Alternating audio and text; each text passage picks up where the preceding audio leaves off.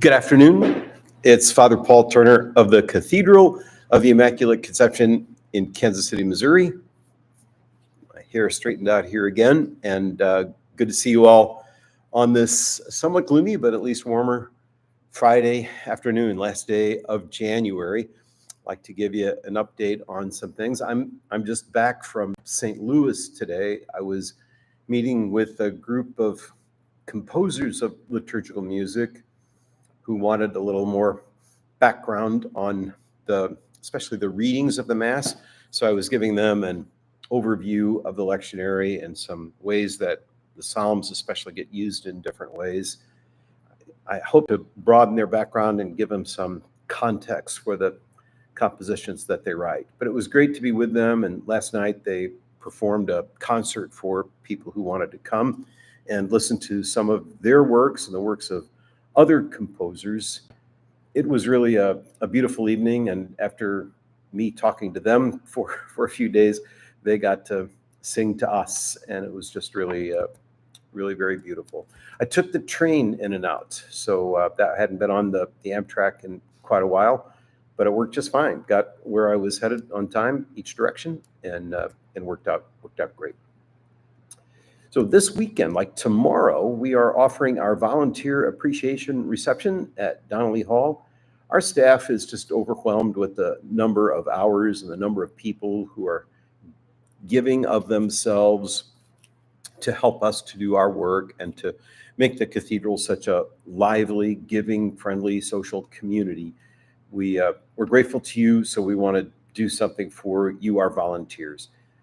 After the 2:30 Mass this weekend, we have that reception inside the Father Donnelly Hall in the Hogan Center, and look forward to seeing a lot of you there. Thank you. Please, whenever you get a chance, thank our volunteers who do so much, so well for us.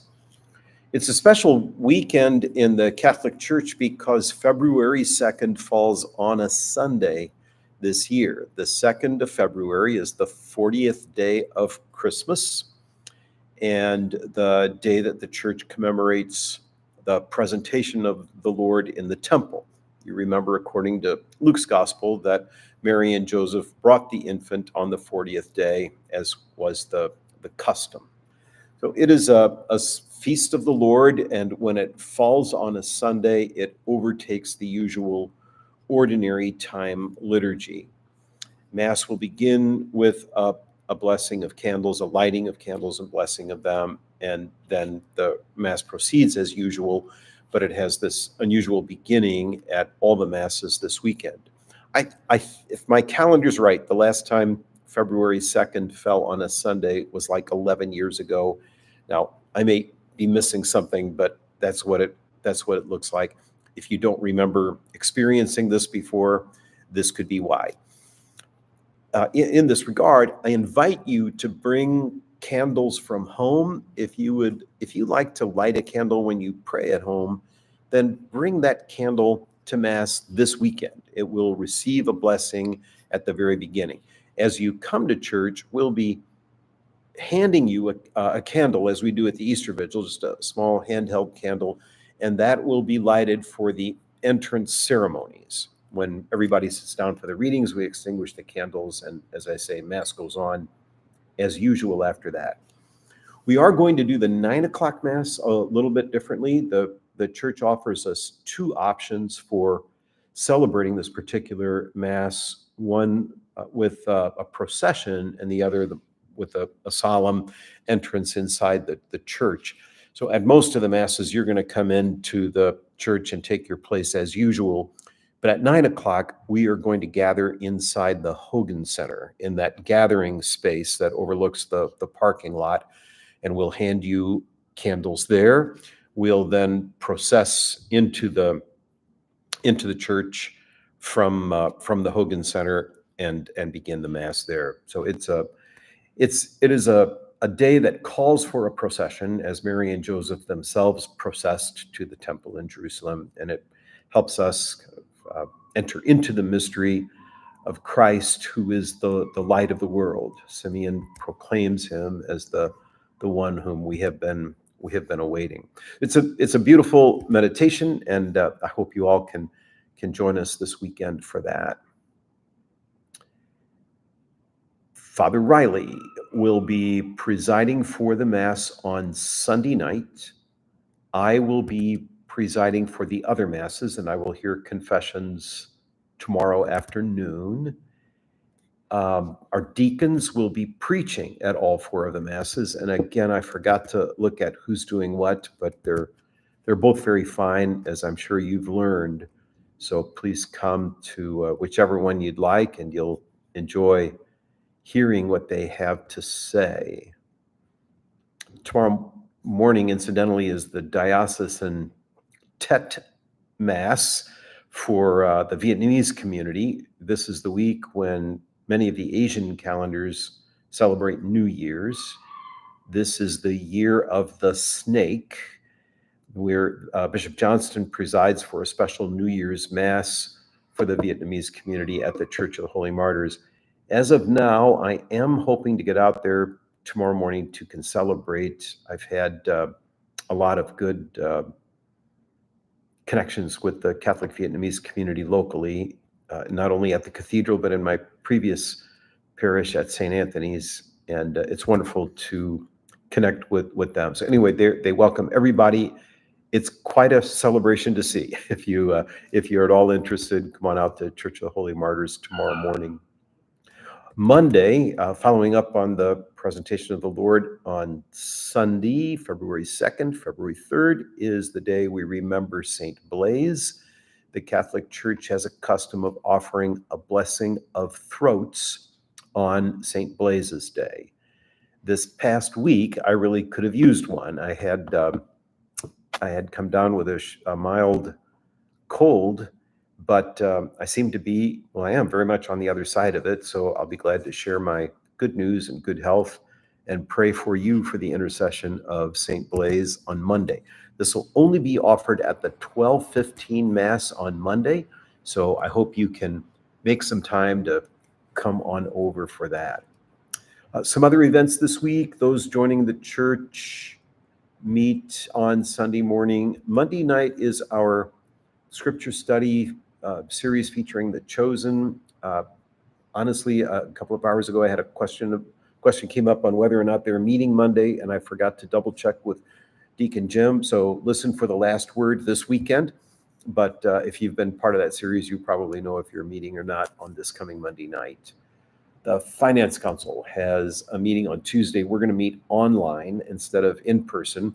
We planned this a couple of months in advance and thought, just in case there's 12 inches of snow on the ground, let's do an online meeting for the beginning of February. And as it turns out, we're going to have a beautiful day. But we'll still meet online and give people a chance to stay home. Pastoral Council, though, will meet in person, and that will be on Wednesday. Our First Communion prep for children has begun. We have a couple of kids who are, I guess more than a couple, who are preparing for First Communion, and tentatively we're planning to do that on Easter Sunday morning at one of those masses. So grateful to Mandy for getting all that organized for us. All right, the auction, the parish auction, is coming up in just 3 weeks. We've been telling you about it, and now is the time to get your ticket. We'll have tickets available for you at church this weekend, but you can also go online and buy your ticket. I've already got mine, and you can bid on things when you come. It should be a really good time. There are a lot of good items that have come in, and a lot of good people who will be there. So please be among the reasons people want to come and join our auction. Come on over on February 19th. If you have a challenge, or you know someone who would like to come but they're not sure they can pay for the ticket, please let me know, and I'll find a way to get them in the door. This year, for the first time, we'll be at Donnelly Hall, right on site. The last few years, we've done our annual auction over at the Catholic Center, but now we can do it right here at home, and it should be a wonderful, wonderful evening. I think that's it. Just apart from thanking you all again for your many contributions to us, the annual Catholic Appeal, the diocesan effort, we've gotten like 230%. So I'm grateful to everybody who's done that. Bishop Johnston is as well. The The building committee is grateful for the way that you've responded to our appeals. They'll be on hand tomorrow afternoon to be thanked for at the volunteer appreciation reception as well. Those of you who have made a pledge or contribute to us on the weekends, we're just grateful. Adriana has sent out your end of the year statements, and if you find mistakes, please let her know. She'll want to know what those are, and she'll double check our records against yours to make sure that everything is good. All right, now in the question box, Mary is asking, how did the chili cook-off go? And will throats be blessed on Monday, February 3rd? All right, you know the answer to the second part already. The answer is yes, but only at that Mass, and I will be there. The chili cook-off was a lot of fun. I think we had, was it 7 entrants or 9? Something like that. I think it was 7. And to me, it was a 7-way tie. But Father Riley did the official tasting and gave us his reasons why he was judging one higher than another one, and several awards were given away. 2 of them, well, I guess all of them, to fairly new members to the cathedral community.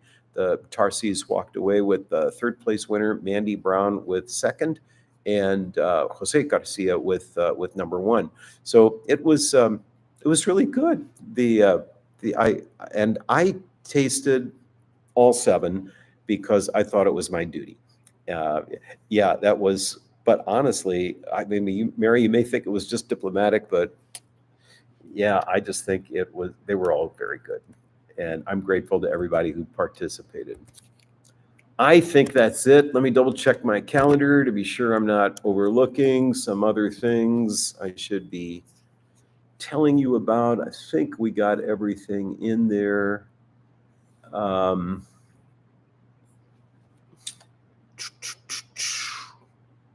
Yeah, I think that's the stuff. I've got a variety of meetings and things coming up this week, but I think the ones that you'd be most concerned about are there, and we should be good.